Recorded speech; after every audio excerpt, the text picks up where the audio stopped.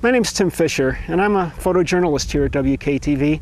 You don't usually see me because I work with this, gathering sound and pictures to bring you stories every day on the news. And this is where we put the stories together, in the edit booth. Did you want to talk to them at some point? Or something like that. Bringing you the news and stories of the day is our job, and it is a vocation we take seriously. We are granted access to people and events that are often beyond what most folks experience. We observe, record, and report what we see and hear and understand to be the facts and realities that occur in and impact our community. An important piece of our mission is to give voice to those who may otherwise be ignored.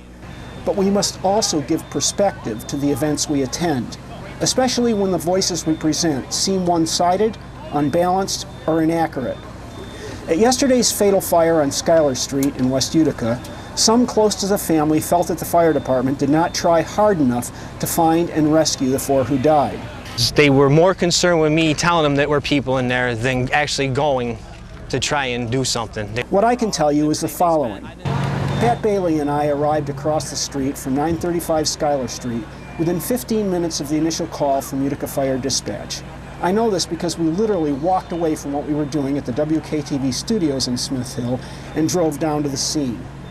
I immediately began to record the smoke and flames and work of the firefighters and police officers. Within 2 minutes, I observed and recorded a firefighter exit the front door of the house, looking tired and spent. Flames were shooting out of front windows, and smoke was pouring out of a side window with flames licking at the roof just above it. About 3 minutes later, a couple of men rushed up to the police officer next to me, breathless, as if they had been running, agitated, desperation in their voices, and began to shout that there were 3 or 4 people in the burning apartment. One of them, the same one who said later that he felt not enough was done to search and rescue the occupants, observed me recording him and lunged at me. At the time, believing he was probably the father of those in the building, I felt compelled to be understanding of his emotional outburst. This was an awful, dreadful day for those whose family and friends were in danger.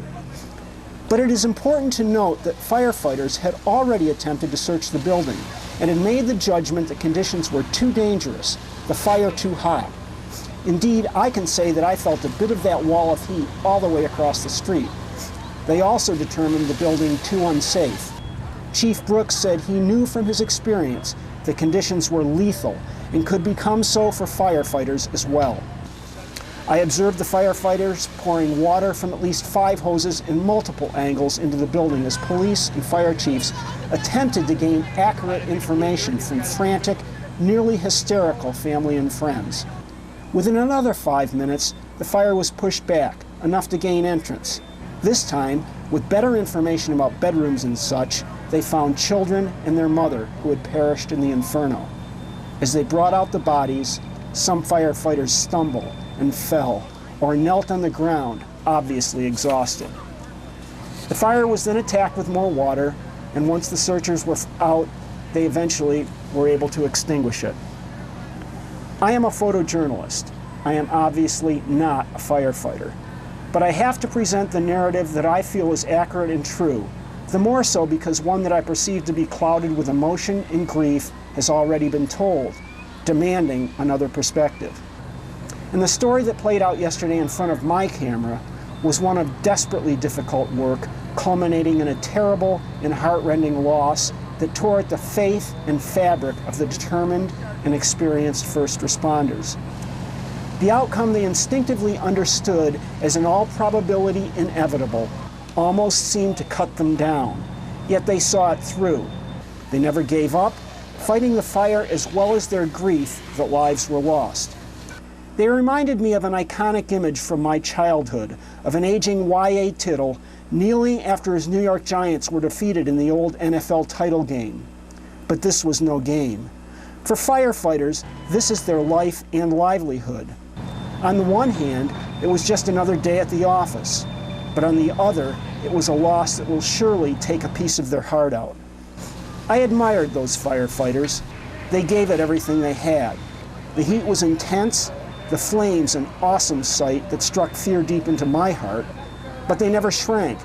They went into the heat, faced down the flames, searched in the thick, sticky, sickening, and frightening darkness that filled 935 Schuyler Street on Monday morning.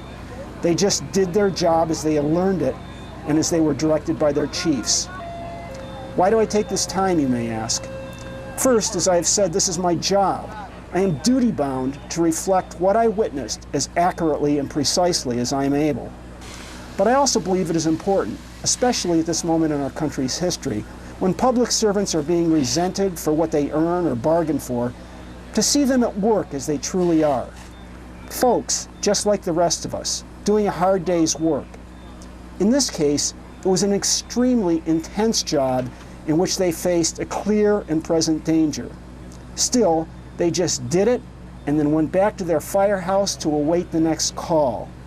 We don't even know their names.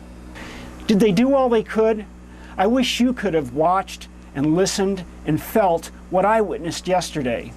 If you did, I'd be happy to leave that decision up to you. But I hope this will help.